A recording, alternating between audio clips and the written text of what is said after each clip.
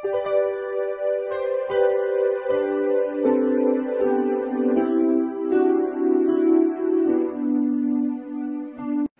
Students, প্রথমেই UK educational টিপসের পক্ষ থেকে তোমাদের সকলকে স্বাগত জানাই।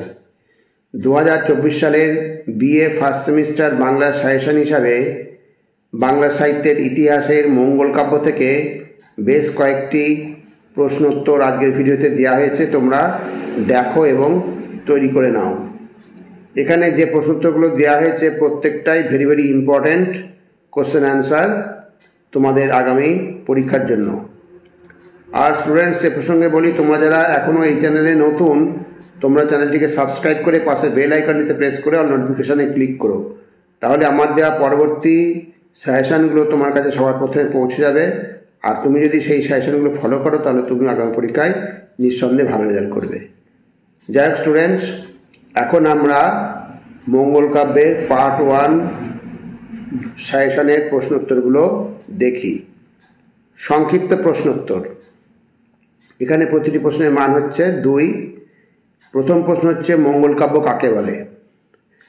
দেখো, সামাজিক মানুষের মঙ্গলের ভাবনায় কোনো দেবতা বা দেবীর পূজা ও মাহাত্ম্য প্রচারের জন্য দেবদেবী নির্ভর যে আখ্যান কাব্য মধ্যযুগে বাংলায় রচিত হয়েছে তাকে বাংলা সাহিত্যের ইতিহাসে মঙ্গল কাব্য বলে। নেক্সট, মঙ্গল কাব্যকে কয়টি শ্রেণীতে ভাগ করা যায় ও কী কী? মঙ্গল কাব্যকে 2টি শ্রেণীতে ভাগ করা যায়, যথা এক হচ্ছে প্রধান মঙ্গল কাব্য আর হচ্ছে 2 নম্বর হচ্ছে অপ্রধান মঙ্গল কাব্য। তা প্রধান মঙ্গল কাব্যের অন্তর্গত মঙ্গল কাব্যগুলি কী কী? প্রধান মঙ্গল কাব্যের অন্তর্গত মঙ্গল কাব্যগুলি হল মনসামঙ্গল, চণ্ডীমঙ্গল, ধর্মমঙ্গল ও শিবমঙ্গল। নেক্সট, অপ্রধান মঙ্গল কাব্যের অন্তর্গত মঙ্গল কাব্যগুলো কী কী? অপ্রধান মঙ্গল কাব্যের অন্তর্গত মঙ্গল কাব্যগুলি হল কৃষ্ণমঙ্গল, শীতলামঙ্গল, ষষ্ঠীমঙ্গল, গঙ্গামঙ্গল, রায়মঙ্গল, শারদামঙ্গল ইত্যাদি। এখানে এই দুটো যে প্রধান মঙ্গল কাব্যর অন্তর্গত মঙ্গল কাব্য আর অপ্রধান মঙ্গল কাব্যের অন্তর্গত মঙ্গল কাব্য, এখান থেকে মিনিমাম 3টে করে মঙ্গল কাব্যের নাম খুব ভালো করে মনে রাখবে। আর এবার 5 নম্বর প্রশ্ন দেখি। সবথেকে প্রাচীনতম মঙ্গল কাব্য কোনটি? সবথেকে প্রাচীনতম মঙ্গল কাব্য হল মনসামঙ্গল। নেক্সট, মঙ্গল কাব্যের আবির্ভাব কার লেখা?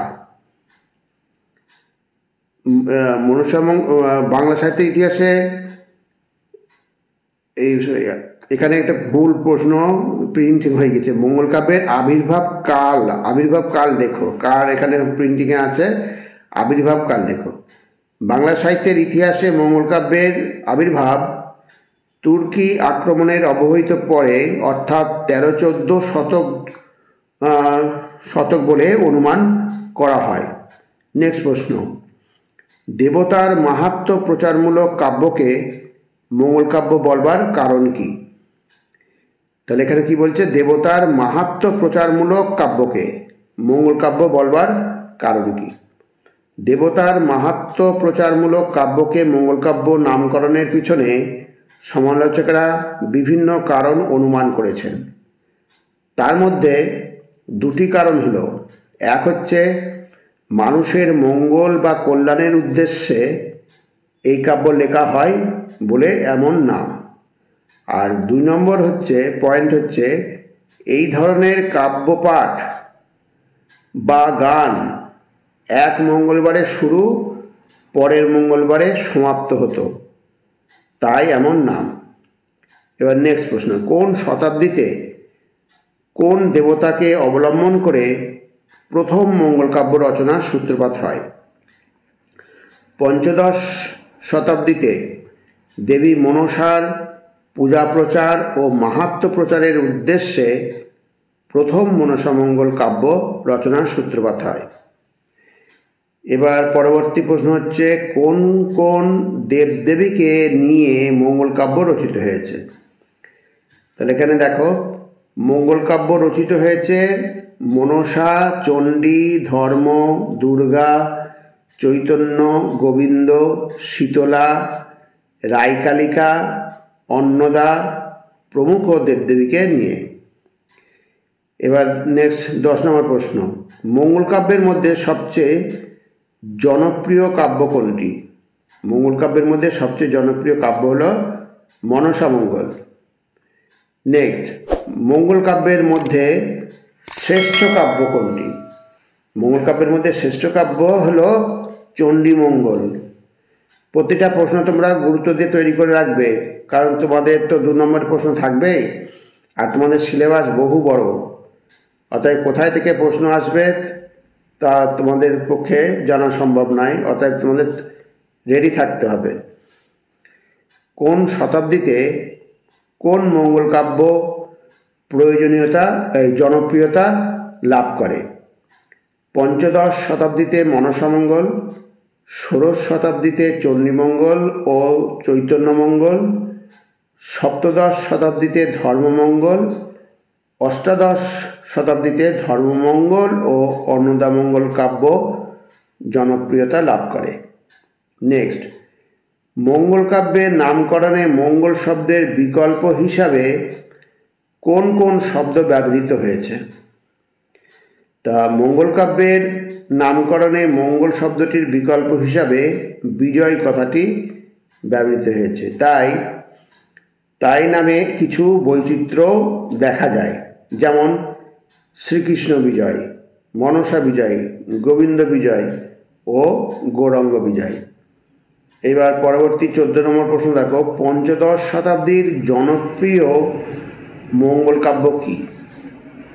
এই কাব্যের 2জন কবি ও তাদের কাব্যের নাম উল্লেখ করো। তাহলে দেখো প্রশ্ন দেখো, দিয়ে উত্তরটা দেখো। পঞ্চদশ শতাব্দীর জনপ্রিয় মঙ্গল কাব্য হল মনসামঙ্গল। এই শাখার অন্যতম শ্রেষ্ঠ কবি বিজয়গুপ্ত। তার কাব্যের নাম পদ্মাপুরাণ। আর উত্তরবঙ্গের কবি নারায়ণদেবও লেখেন কি? পদ্মাপুরাণ। তাহলে এই কাব্যের 2জন কবির নাম হলো কি কি? এক হলো বিজয়গুপ্ত, 2 হলো নারায়ণদেব, আর তাদের কাব্যের নাম পদ্মাপুরাণ। এইবার 15 নম্বর, মঙ্গল কাব্যের প্রধান কয়েকটি বৈশিষ্ট্য উল্লেখ করো। মঙ্গল কাব্যের বৈশিষ্ট্য হলো দেখো, প্রথম বৈশিষ্ট্য হচ্ছে নরখণ্ড ও দেবখণ্ডে কাহিনী ভাগ করা থাকে। 2 নম্বর হচ্ছে একজন দেবতা বা দেবীকে শাপগ্রস্ত হয়ে মর্তে জন্ম নিতে হয়। আর 3 নম্বর হচ্ছে এই শাপগ্রস্ত ব্যক্তি মর্তে বিশেষ দেবতার পূজা প্রচার করে স্বর্গে ফিরে যাবেন। 4 নম্বর হচ্ছে অভিশপ্ত দেবতারাই কাব্যের নায়ক নায়িকা হন। এবার 16 নম্বর প্রশ্ন, মঙ্গল কাব্যটিতে মঙ্গল নামকরণের 2টি তাৎপর্য লেখো। তাহলে এখানে 2টি তাৎপর্য হলো, প্রথম তাৎপর্য হচ্ছে মঙ্গল কাব্য লিখলে, পড়লে বা শুনলে কবি, কাব্য পাঠক ও কাব্যশ্রোতার মঙ্গল হয় বলেই এই নাম। আর দ্বিতীয় তাৎপর্য হচ্ছে আশুতোষ ভট্টাচার্যের মতে আদ্যপান্ত মঙ্গল রাগে গীত হতো বলে এই নামকরণ। এবার নেক্সট প্রশ্ন, মঙ্গল কাব্যের নামকরণের একটি যুক্তি উল্লেখ করো। এখানে দেখো, লৌকিক দেবদেবীর এই মাহাত্ম্যমূলক কাব্য পাঠ করলে ও শ্রবণ করলে মঙ্গল হয় বলে এর নাম মঙ্গল কাব্য। তাহলে এই টাইপের প্রশ্নই অনেক রকমভাবে ঘুরিয়ে ফিরিয়ে আসতে পারে, সব রকমভাবে তোমাদের দেখিয়ে দেওয়া হলো। এবার নেক্সট প্রশ্ন হচ্ছে, তামিল ভাষায় মঙ্গল শব্দের অর্থ কী? তামিল ভাষায় মঙ্গল শব্দের অর্থ বিবাহ। নেক্সট, মঙ্গল কাব্য কোন ছন্দরীতিতে লেখা? সেই ছন্দকে মধ্যযুগে আর কি বলা হতো? মঙ্গল কাব্য মূলত মিশ্র করাবৃত্ত রীতির পয়ার ছন্দে রচিত। সেই ছন্দকে মধ্যযুগে পাঁচালী ছন্দ বলা হতো। নেক্সট, মঙ্গল কাব্য রচনার রাজনৈতিক কারণ কি? বাংলায় তুর্কি বিজয়ের পরে রাজনৈতিক ক্ষেত্রে যে বিশৃঙ্খলা দেখা দিয়েছিল, হিন্দুদের মধ্যে অনৈক্য দেখা দিয়েছিল, তা দূর করে হিন্দুদের ঐক্যবদ্ধ করার জন্য মঙ্গল কাব্যগুলি রচিত হয়। এবার 21 নম্বর প্রশ্ন দেখো, মঙ্গল কাব্য রচনার ধর্মনৈতিক কারণ কি? বাংলার তুর্কি বিজয়ের পর পৌরাণিক ব্রাহ্মণ্য সংস্কৃতির সঙ্গে লৌকিক সংস্কৃতির সমন্বয় সাধনের জন্য মঙ্গল কাব্য রচিত হয়। এবার পরবর্তী প্রশ্ন হচ্ছে, কোন কোন মঙ্গল কাব্য বাংলা কাব্যকে সমৃদ্ধ করেছে? তাহলে এখানে দেখো কোন কোন কাব্য মঙ্গল কাব্য: মনসা মঙ্গল, চণ্ডীমঙ্গল, ধর্মমঙ্গল, রায়মঙ্গল, শিবমঙ্গল বা শিবায়ন, শীতলামঙ্গল, শারদামঙ্গল, গঙ্গামঙ্গল প্রভৃতি বাংলা কাব্যকে সমৃদ্ধ করেছে। নেক্সট, কোন ঐতিহাসিক সামাজিক পটভূমিকায় মঙ্গল কাব্য রচিত হয়? তুর্কি বিজয়ের পরবর্তীকালে বাংলাদেশে পৌরাণিক ব্রাহ্মণ্য ধর্ম ও সংস্কৃতির সঙ্গে লৌকিক সাংস্কৃতিক বোঝাপড়ার পটভূমিকায় মঙ্গল কাব্যগুলি রচিত হয়। তাহলে এখানে যে 23টা প্রশ্ন আজকে তোমাদের দেওয়া হলো, এই 23টা প্রশ্ন তোমরা রেডি করো। পরবর্তীতে এই মঙ্গল কাব্যের পার্ট 2 ভিডিওটা তোমাদের দেওয়া হবে, তোমরা দেখে নিও এবং তৈরি করে নিও।